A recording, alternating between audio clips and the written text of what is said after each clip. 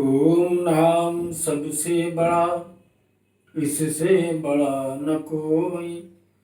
ओम नाम सुमिरन करे तो शुद्ध आत्मा होई। ओम काराय नमः शिवाय ब्रह्मस्वरूपाय आत्मशक्ति स्वरूपाय सच्चिदानंद रूपाय दिव्यमारूपाय परम दिगंबराय अनंत शक्ति सहिताय माँ कामाक्षाय ओम क्रीं कालिकाय नमो नमः। ओम क्रीं कालिकाय नमो नमः। जय माँ महाकाली, जय माँ कामाख्या, जय कामाख्या वर दे तू सब भक्तों की झोली भर दे तू। हे माँ, अगली कड़ी में हमने इस समाज के कल्याण के लिए, संसार के कल्याण के लिए कुंडलिनी योग पर चर्चाएं प्रारंभ किया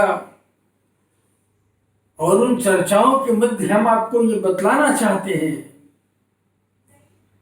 कि कुंडलिनी शक्ति हमारे अंतःकरण की शक्ति है, हमारी अंतस ऊर्जा है। और जब ये शक्ति जागृत होती है तो संसार में आप सर्वश्रेष्ठ शक्तिमान बन जाते हो। लेकिन कहना बहुत आसान है कि जागृत होती है, कि इनकी कुंडलिनी जागृत हो गई है, इनकी कुंडलिनी नहीं जागृत हुई। बहुत सारे लोग हमारे पास आते हैं, कहते हैं महाराज हमारी कुंडली जागृत हो गई है, मेरा स्वाधिष्ठान जागृत हो गया है, मेरा मणिपूरक चक्र जागृत हो गया है, मेरा अनाथ चक्र जागृत हो गया है। हम कहते हैं अनुभूतियां क्या है, कैसे जागृत करते हैं, हम आपको थोड़ा सा ज्ञान देना चाहते हैं, बताना चाहते हैं, क्योंकि ये हमारी साधना है। हमने 40 वर्षों तक इन शक्तियों की साधनाओं को किया है। मैंने तिब्बत की गुफाओं से लेकर के और हिमालय की गुफाओं तक मैंने योगियों के शरण में अपने जीवन को तपाया है। मैंने इस चीज को समझने का प्रयास किया है, अध्यात्म पर रिसर्च किया है, तंत्र पर रिसर्च किया है, मंत्र पर रिसर्च किया है। सब रिसर्च करने के बाद मैंने ये देखा है कि ये जितने भी रिसर्च हैं ये सब हमारे ध्यान पर ही आधारित है। ध्यान योग हमारे जीवन का एक ऐसा महायोग होता है कि मैंने अपने प्रैक्टिकल जिंदगी में ये देखा है कि ध्यान योग के माध्यम से आप तंत्र की साधना कर सकते हो, मंत्र की साधना कर सकते हो, वेद वेदांत की साधना कर सकते हो, ब्रह्म के चिंतन की साधना कर सकते हो। ध्यान योग ही एक ऐसा महान योग है जो आपके जीवन को जीवंत बनाता है। और हमारी कुंडलिनी महाशक्ति के जागरण का प्रभाव ही यहीं से प्रारंभ होता है कि अगर आपका ध्यान नहीं है, यदि आप ध्यानी नहीं है, यदि आप ध्यान योग में नहीं आते हैं तो आपकी कुंडलिनी शक्ति नहीं जागृत हो सकती है। और ऐसा नहीं भी है कि नहीं जागृत हो सकती है, क्योंकि शक्तियों को अर्जित करने के हमारे शास्त्रों ने, हमारे संतों ने, हमारे ऋषियों ने, हमारे महापुरुषों ने 3 स्वरूप बतलाए हैं कि ये जब शक्ति तुम्हारे शरीर के अंदर जागृत होती है तो ये प्रवाहित कहाँ से होती है, ये तुम इनको कहाँ से प्रकट कर सकते हो, या ये तुम्हें कैसे प्राप्त होती है। जैसे मैंने अभी आपको बतलाया कि बिना ध्यान योग के कुंडलिनी शक्ति नहीं जागृत हो सकती, ऐसा नहीं है। 3 विधाएं इसकी हैं।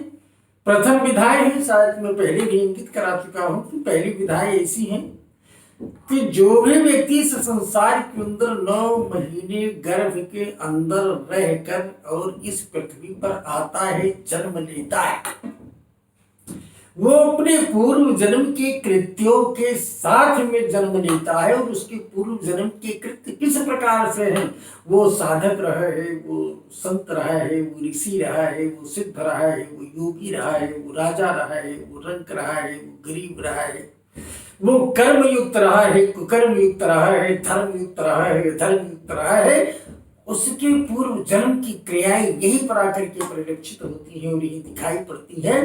तो कुछ ऐसे भी व्यक्तित्व इस संसार के अंदर आते हैं कि जब वो जन्म लेते हैं तो अगले जन्म की साधना से उनकी कुंडलिनी जागृत रहती है, उनकी शक्तियां जागृत रहती हैं। और जब वो इस धरती के ऊपर आते हैं, उत्पन्न होते हैं, पैदा होते हैं, तो पैदा होते ही उनके अंदर वो विराट क्षमताएं दिखनी प्रारंभ हो जाती है। चाहे वो वाचाल शक्ति से दिखाई पड़े, चाहे श्रवण शक्ति से दिखाई पड़े, चाहे दृष्टि शक्ति से दिखाई पड़े, चाहे किसी भी स्वरूप में वो शक्तियां उसको दिखाई पड़ना प्रारंभ हो जाती हैं। तभी लोग कहते हैं कि हो नहार बिरवान की होत चीकने पात, जो बहुत ही अच्छा वृक्ष होता है, जो बहुत ही सुंदर वृक्ष होता है, जिसका भविष्य बहुत उज्जवल होता है, तो उसके पात शुरू से ही चिकने होते हैं।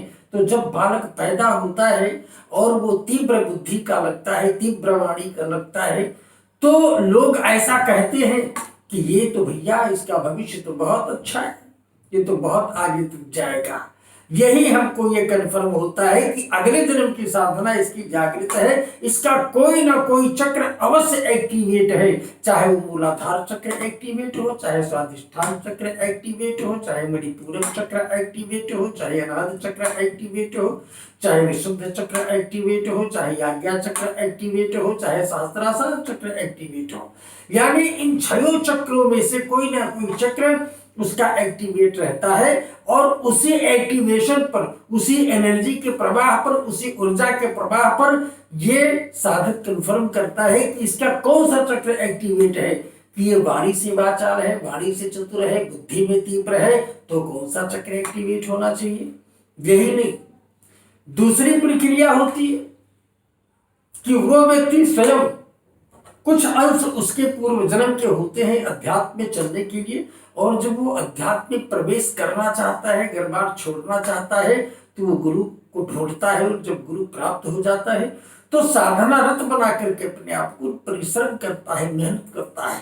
अब आदमी एक माला गायत्री मंत्र का जब कर लिया सुबह स्नान करने के बाद, तो कहता है मैं तो माँ गायत्री का एकदम महान उपासक हो गया हूँ, एक माला प्रतिदिन गायत्री का जप करता हूँ। लेकिन ये सारी साधनाएं एनर्जी प्राप्त करने की, ऊर्जा प्राप्त करने की, शक्ति प्राप्त करने की, सिद्धियों को प्राप्त करने की साधनाएं ऐसी हैं कि इसमें साधक को पागल बन जाना पड़ता है। इसमें साधक को अपने आप को साधना के अंदर विलीन कर देना पड़ता है। उसके लिए दिन और रात का कोई मायने नहीं रहता है, भोजन और पानी का कोई मायने नहीं रहता है।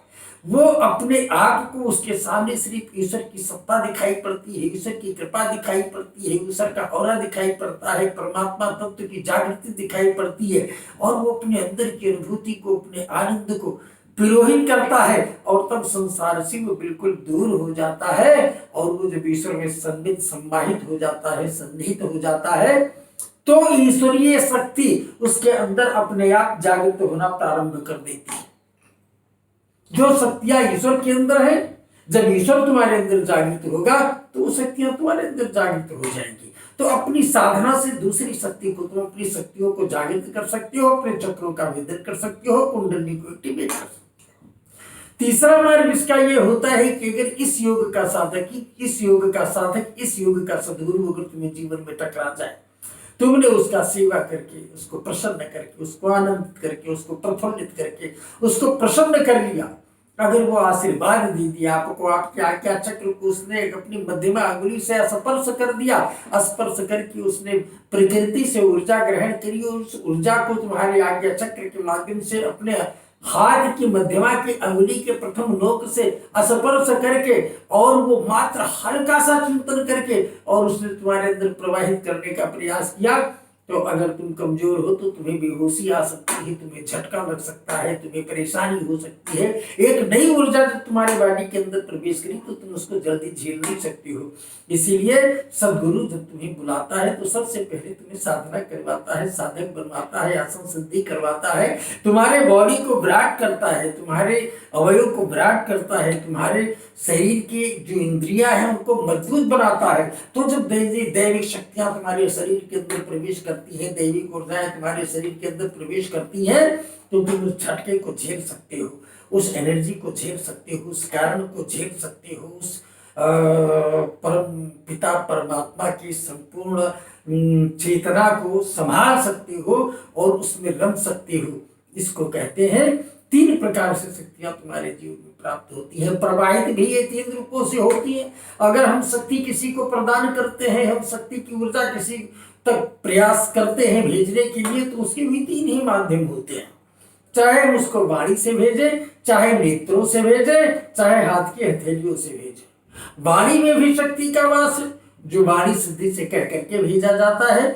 नेत्रों में हमारी उस शक्ति का वास है कि हमारे नेत्रों के प्रकाश पुंज से ये शक्तियां सामने के अंतःकरण में समाहित होती हैं। और तीसरा हमारी हथेलियां, और हथेलियों के अंदर ये हमारी अंगुलियां, हम स्पर्श करने मात्र से उसके अंदर शक्ति संप्रेषित कर सकते हैं और वो उस शक्ति का अनुभव कर सकता है। हम हथेलियों के माध्यम से समूह संप्रेषण कर सकते हैं, हम हथेलियों के माध्यम से समूह स्तंभन कर सकते हैं, समूह आकर्षण कर सकते हैं और समूह को इसका लाभ पहुंचा सकते हैं। ये क्षमताएं भी 3 प्रकार से संप्रेषित की जाती हैं। लेकिन इन सब का जड़ हमारा ध्यान है, क्योंकि हम जीवन में जो कुछ भी करते हैं उसका अंतिम उद्देश्य निकलकर ध्यान योग आता है कि ध्यान योग में संपूर्ण योग संसार का समाहित है।